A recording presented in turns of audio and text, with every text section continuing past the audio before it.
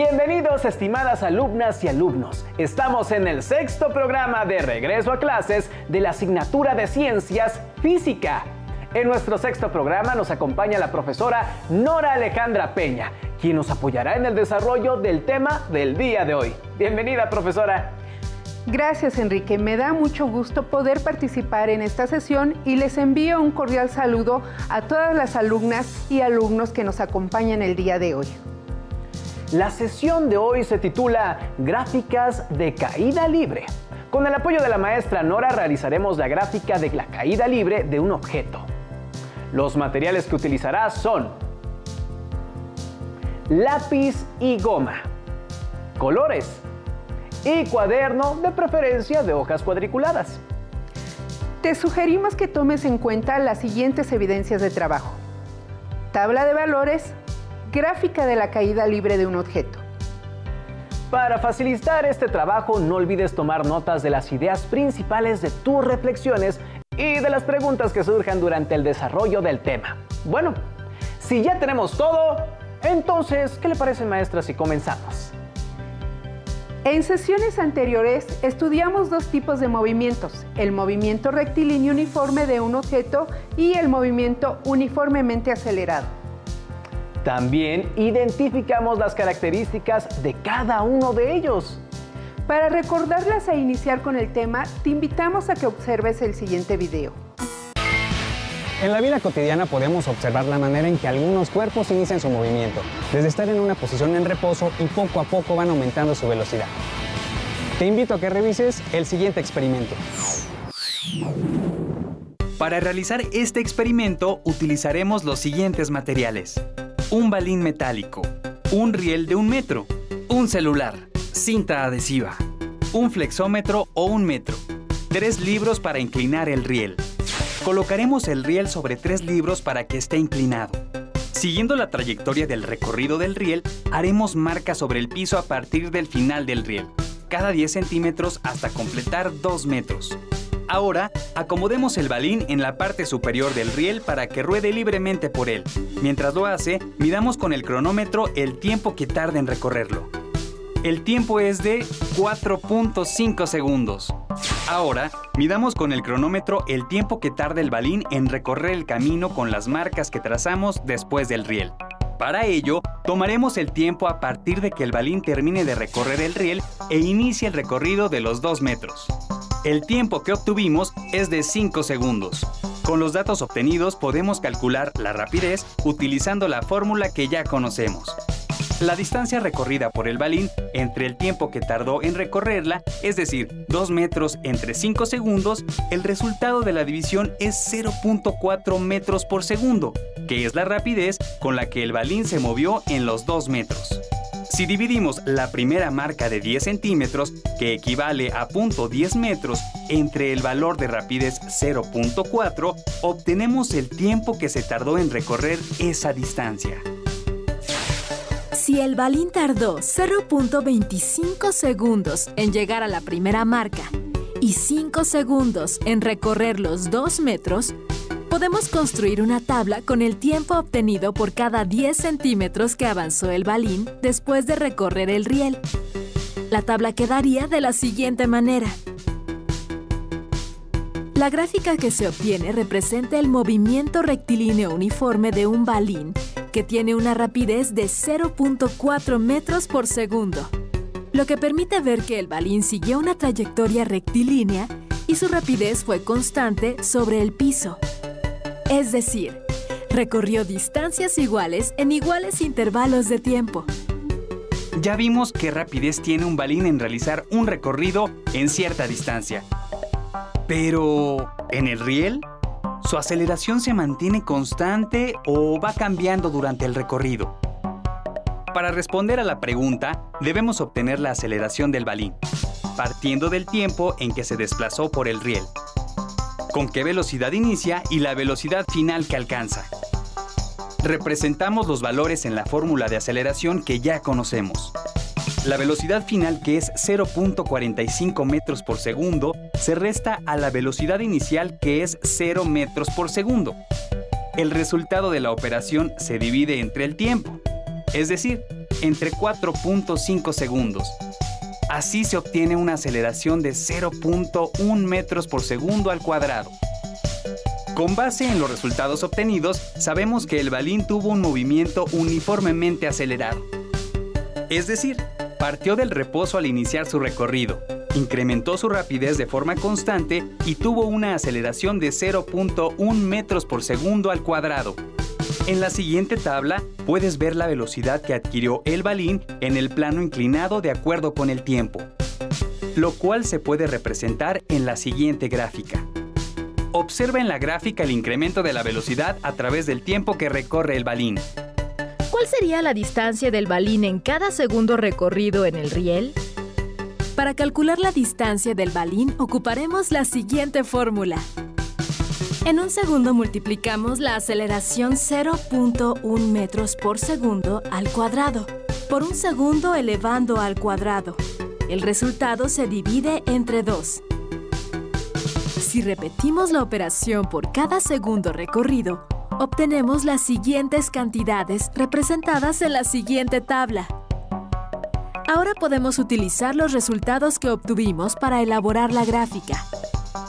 Los puntos que se intersectan entre el tiempo y la distancia representan el movimiento uniformemente acelerado del balín, que tiene una aceleración de 0.1 metros por segundo al cuadrado. Alumnas y alumnos, gracias por acompañarnos a ver este video. Profesora, con el video, ¿qué información nos puede ser útil para construir nuestra gráfica de caída libre? Para empezar, en el video podemos identificar los dos movimientos mencionados al inicio de la sesión, es decir, movimiento rectilíneo uniforme y movimiento uniformemente acelerado.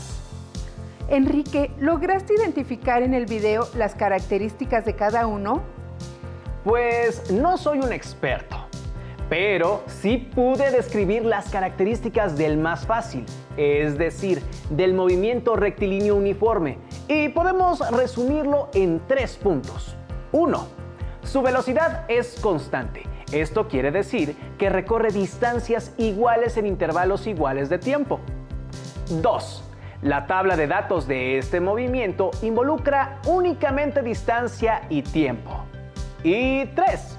La gráfica que representa este movimiento y que se obtiene de la tabla anterior es una línea recta. Pues mira que sí pusiste atención, Enrique. Entonces a mí me toca recordarles a los estudiantes las características del movimiento uniformemente acelerado que se presenta en el riel. 1. Su velocidad no es constante, porque esta aumentaba en relación con el tiempo. 2. Su aceleración sí es constante. Estimadas alumnas y alumnos, en este punto es importante que recuerden la diferencia entre velocidad y aceleración. 3. La tabla de datos de este movimiento involucra velocidad y tiempo. 4. La gráfica que describe este movimiento y que se obtiene de la tabla anterior es una curva. Profesora, ¿con esta información ya podemos construir nuestra propia gráfica? Aún no, Enrique. Tenemos que partir de una situación problemática. En la sesión anterior mencionamos que una de las aplicaciones de la caída libre era la clasificación de diversas frutas, granos y semillas. Por más que lo pienso, no me puedo imaginar cómo es que los separan todos mientras caen estos alimentos. ¿Te parece esto una situación problemática, maestra? De hecho, has propuesto un muy buen ejemplo. Así que manos a la obra. Necesitamos conocer el proceso. Para ello, ocuparemos un esquema muy sencillo y nos enfocaremos en la parte en que interviene la caída libre. El proceso inicia cuando las fresas u otro alimento son distribuidas en una banda que los trasladará a la rampa de caída libre. En esta zona se encuentran cámaras y dispositivos de rayos láser que detectan los productos defectuosos. Unos segundos después, los productos con defectos son golpeados por un potente y preciso chorro de aire, enviándolos a la zona de rechazo. Mientras tanto, el producto de buena calidad sigue su caída libre de forma natural. aún no entiendo cómo es que la máquina sabe cuándo disparar el chorro de aire. Parece algo complicado, pero no lo es. Recuerda que conocemos la distancia entre la cámara y el tubo que lanza el aire, ya que estos están fijos. También sabemos que la caída se debe únicamente a la fuerza de gravedad, que produce una aceleración constante de 9.8 metros por segundo al cuadrado, y por supuesto el valor de la velocidad inicial, que es 0. Con estos datos es posible calcular cuánto tiempo después de que la cámara detectó el producto defectuoso, el eyector de aire tiene que activarse. Sin embargo, obtendríamos únicamente un punto de la gráfica y con esto no es posible determinar si será una curva o una recta. Debido a esto, dividiremos la distancia entre 10 para que podamos observar la forma de la gráfica. Para calcular el tiempo usaremos la siguiente fórmula. Distancia es igual a 1/2 de la gravedad por el tiempo al cuadrado. Pero necesitamos reescribirla en términos del tiempo, con lo cual obtenemos la siguiente fórmula. Tiempo es igual a la raíz cuadrada de 2 veces la distancia entre la gravedad. Sustituimos datos para el segundo punto, ya que en el primero el tiempo y la distancia son igual a 0. Es decir, que calculamos nuestro tiempo considerando 0,1 metros de desplazamiento de nuestro producto defectuoso, lo que nos da un valor de 0.14 segundos. Estimados estudiantes, es hora de construir nuestra tabla de valores, ya que con ella podemos construir nuestra gráfica. Tienes razón, Enrique. Sustituyamos los datos que tenemos y calculemos los primeros 5. Los invitamos a que calculen los siguientes 5 datos, con la finalidad de que practiquen y despejen sus dudas. Esta es la tabla completada. Obsérvala bien y comprueba tus resultados. Hemos terminado nuestra tabla, así que el siguiente paso, si no me equivoco, es construir nuestra gráfica.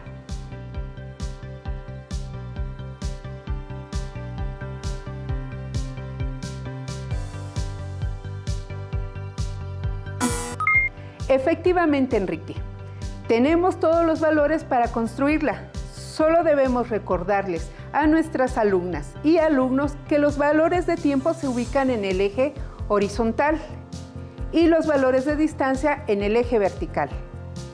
Al igual que en el ejemplo anterior, graficaremos los primeros 5 puntos. Te pedimos que intentes graficar los siguientes 5 puntos. Esto te permitirá identificar los puntos que hay que retroalimentar para que mejores tu aprendizaje. Estos son todos los puntos graficados.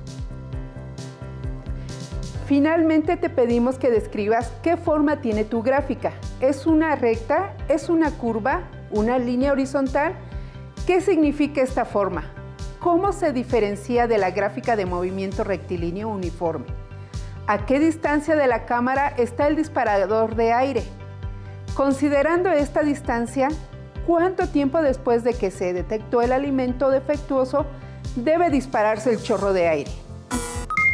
Para terminar, te invitamos a que te reúnas con tu familia y entre todos lleven a cabo el experimento del riel inclinado.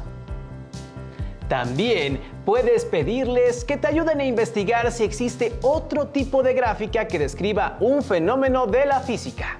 Maestra Nora, le agradezco mucho su intervención en el programa y a nuestros estimados alumnas y alumnos los invito a encontrarnos en el próximo programa. ¡Hasta pronto!